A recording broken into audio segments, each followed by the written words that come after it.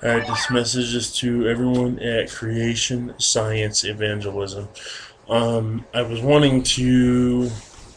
I was speaking to Eric, and rather than take the pictures, I wanted to have a video of it so you guys can see that I'm reading exactly in context. This is the picture of a book. Okay, that's the name of it. And as you can see, it says third edition. Okay. Um, in the very first chapter of this book, as it say, it's written by Neil A. Campbell, Eric J. Simmons, Jane B. Reese, and Gene L. Dickey. Now, in the very first chapter of this book, on page 1, it outlines it right out here for you. And I'm going to read it to you guys and then send the link to you guys via email so you guys can look at this. Okay,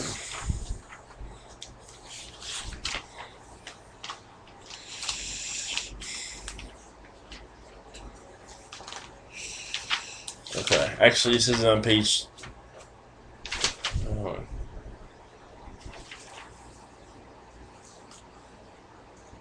Okay, this is right here on page 2. Biology. The scientific study of life. It is a subject of enormous scope that gets bigger every year. To start our investigation of life, let's look at the properties that are shared by all living things. Our definition of biology as a scientific study of life raises some obvious questions. What is life? What distinguishes living things from non-living things? The phenomenon life seems to defy a simple one-sentence definition. Yet almost any child that perceives that a dog or a bug or a plant is alive, while a rock is not. So, that spontaneous generation thing about we came from rocks, that can't happen either. These are some of the things that are associated with life. Order.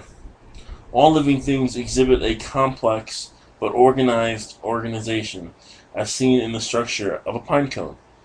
Regulation. The environment outside of an organism may change drastically, but the organism can adjust its internal environment, keeping it within the appropriate limits. When a lizard basks on a rock, its body absorbs the solar energy and is warmed to an appropriate internal temperature. Growth and development. Information carried by genes controls the pattern of growth and development in all organisms, including the green mamba snake. Energy utilization.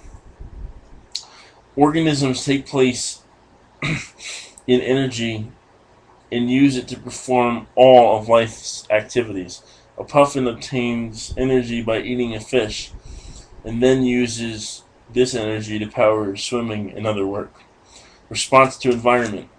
All organisms respond to environmental stimuli. A Venus flytrap closes the trap rapidly in response to the environmental stimulus of an insect touching sensory hairs. Reproduction. Organisms reproduce after their own kind. Thus, hippos only reproduce hippos, never snakes or puffins. And then the last one is evolution. Reproduction underlies the capacity of populations to change, evolve over time. For example, the experience of this katydid, whatever that is, has evolved in a way that camouflages the animal in its environment. Evolutionary change has been a central unifying feature of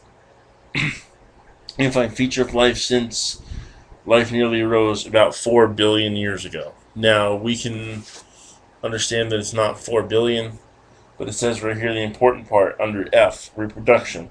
Organisms reproduce their own kind. Thus, hippos only reproduce hippos, never snakes or puffins. That's the important part. Okay, I'm going to be emailing this to you guys. Have a great day. God bless.